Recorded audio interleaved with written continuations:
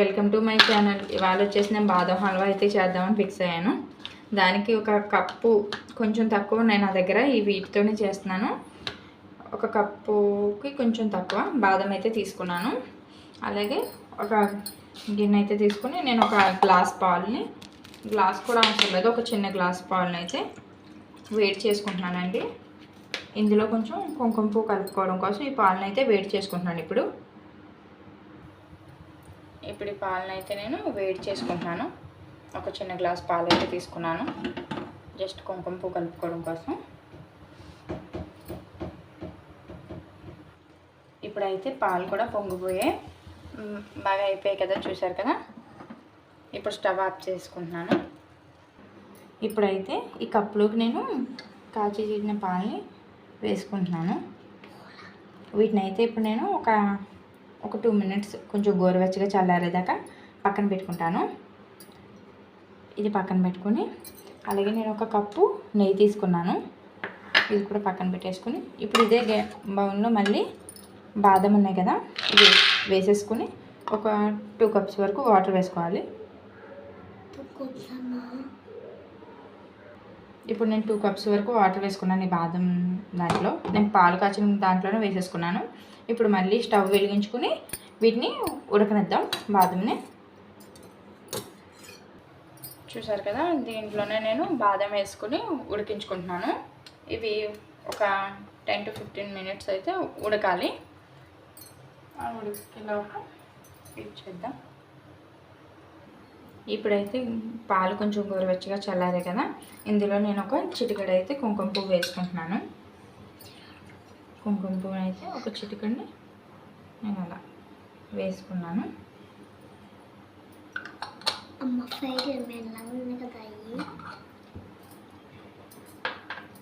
వేసుకుని ఒకసారి అయితే స్పూన్తో కలుపుకోవాలి. జస్ట్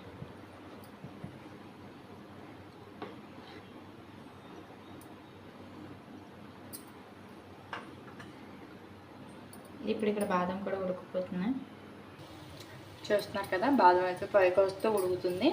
ఇంకొక 5 మినిట్స్ ఉడికితే సరిపోతుంది మనకి. ఇప్పుడైతే అయిపోయిందండి, బాదం కూడా ఉడికిపోయింది. ఇప్పుడు మనం స్టవ్ ఆఫ్ చేసుకుని ఈ వాటర్ని తీసేసుకుని చన్నీళ్ళు వేసుకోవాలి. చన్నీళ్ళు వేసుకుంటే మనకి కొంచెం ఈజీగా ఉంటుంది. ఇప్పుడైతే ఈ వాటర్ని తీసుకుందాం. నేను ఇప్పుడు స్టవ్ ఆఫ్ చేసుకున్నాను. ఇప్పుడు చూసారు కదా, ఈ వాటర్ అంతా నేను తీసేసుకుని చన్నీళ్ళు అయితే వేసుకుంటాను. నేను ఇందులోకి అయితే మొత్తం వేసేసుకుంటున్నాను.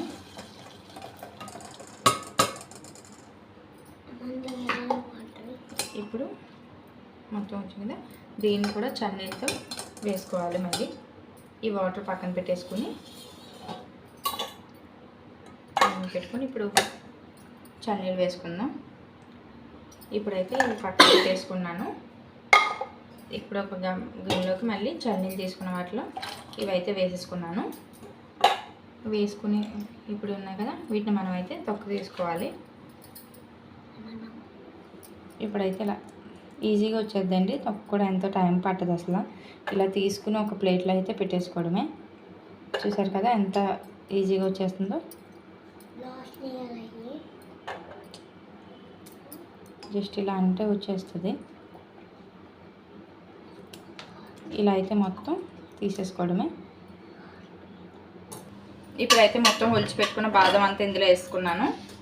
దీన్ని ఇప్పుడు గ్రైండ్ చేసి పెట్టుకోవాలి. కొంచెం పాలు కలుపుకుంటూ మొత్తం దీన్ని గ్రైండ్ చేసుకోవాలి, మధ్య మధ్యలో కొన్ని పాలు వేసుకుంటూ. ఇప్పుడైతే గ్రైండ్ చేసి పెట్టేసుకున్నాను కదండి బాదం పేస్ట్, కొంచెం పాలు వేసుకుంటూ మొత్తం మీద పేస్ట్ అయితే పట్టేసుకున్నాను. ఇప్పుడు స్టవ్ ఆన్ చేసుకుని మనం హల్వా ఎలా తయారు చేసుకోవాలో చూసేద్దాం. ఇప్పుడైతే స్టవ్ వెలిగించుకొని ప్యాన్ పెట్టేసుకున్నాను. దీంట్లో మనం ఒక స్పూన్ వరకు నెయ్యి వేసుకోవాలి. చూసారు కదా, నెయ్యి అయితే వేసుకోవాలి. కొంచెం ఇందులో నెయ్యి ఎక్కువే పడుతుందండి. అలాగే ఒక 2 స్పూన్స్ వరకు దీంట్లో అయితే కరాచీనోక, అదే ఉప్మా రవ్వ అయితే వేసుకోవాలి. ఓకే, చూసారు కదా, నేను ఒక స్పూన్ అయితే కరాచీనోక వేసుకున్నాను. దీన్ని ఇప్పుడు మనం ఫ్రై చేసుకోవాలి.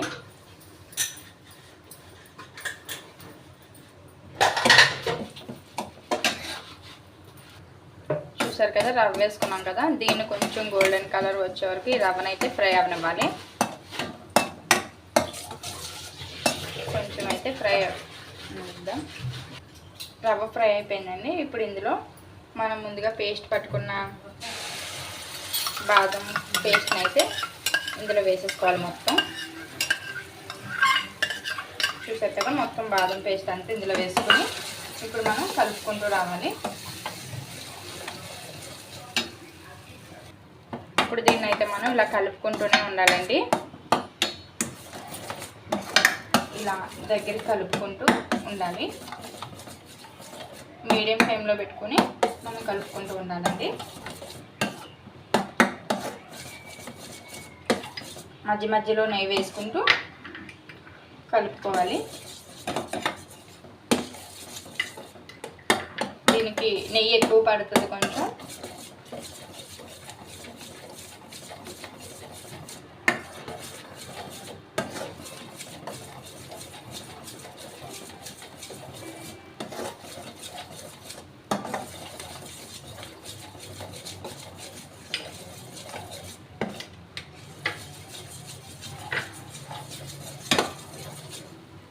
మధ్యలో అయితే నెయ్యి వేసుకుంటూ మనం కలుపుకుంటూ ఉండాలి.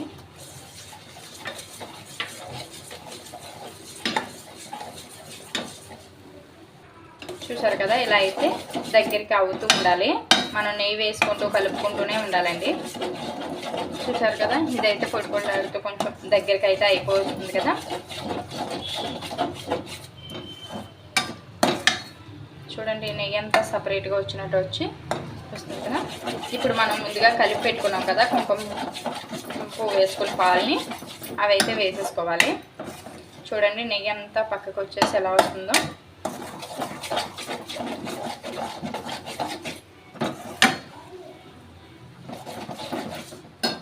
ఇప్పుడు ఇందులో ఈ కుంకుమ పువ్వు కలుపుకున్న పాలని అయితే వేసేసుకోవాలి. వేసుకుని మళ్ళీ మనం బాగా కలుపుకోవాలండి.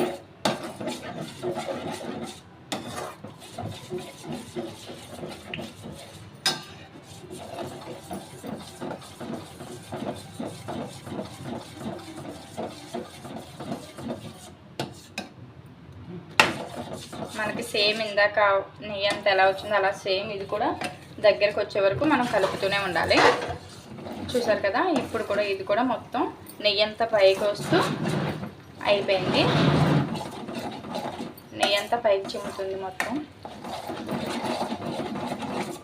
ఇలా దగ్గరికి వచ్చేసింది కదా, నెయ్యి అంతా పైకి వస్తూ. ఇప్పుడు మనం ఇందులో అయితే షుగర్ వేసుకోవాలి. నేనైతే ఒక హాఫ్ కప్ వేసుకుంటున్నాను. కొంచెం షుగర్ ఎక్కువ తింటాం అనుకునే వాళ్ళు ఇంకొంచెం ఒక కప్ వేసేసుకోవచ్చు. నేను హాఫ్ కప్ వేసుకున్నాను. వేసుకుని ఒకసారి బాగా కలుపుకుందాం.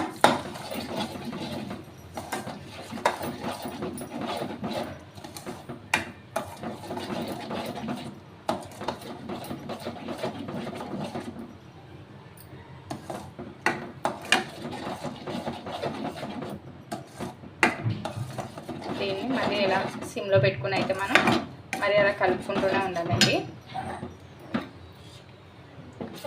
మనం ఎంత బాగా కలుపుకుంటే హల్వా అనేది అంత బాగా వస్తుంది. మనం కలుపుకుంటూ ఉండడాన్ని బట్టే ఉంటుందండి. దీనైతే నేను ఇలా కలుపుకుంటూ ఉన్నాను.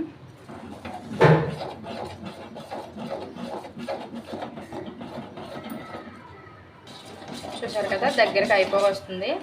కలర్ కూడా చూసారా ఎంత కలర్ఫుల్గా ఉంటుందో. మనం కుంకుమ పువ్వు పాల్లో కలుపుకొని వేసుకోవడం వల్ల ఈ కలర్ అయితే వచ్చిందండి. ఇదంతా దగ్గరగా అయిపోతే మనకు హల్వా అయితే రెడీ అయిపోయినట్టే. దీనికి మనం ఇలాచి పొడి అది వేసుకోకూడదండి. చూసారు కదా, కలర్ అయితే చాలా బాగుంది. మన దీంట్లో ఇలాచి పౌడర్ వేసుకోకూడదు. అలాగే ఎందుకంటే బాదం టేస్ట్ అలాగే కుంకుమ పువ్వు టేస్ట్ వేరైపోతుంది.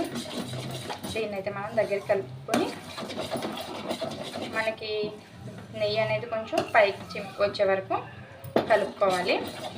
మనకి హల్వా అయితే రెడీ అయిపోద్ది ఇలా చేసుకోవడం.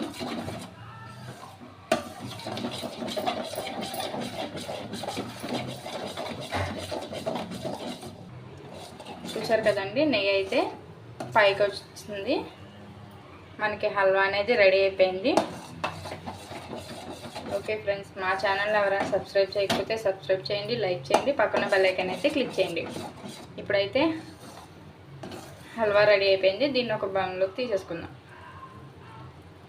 ఇప్పుడు నేను స్టవ్ ఆఫ్ చేసుకుంటున్నాను. Okay friends, bye.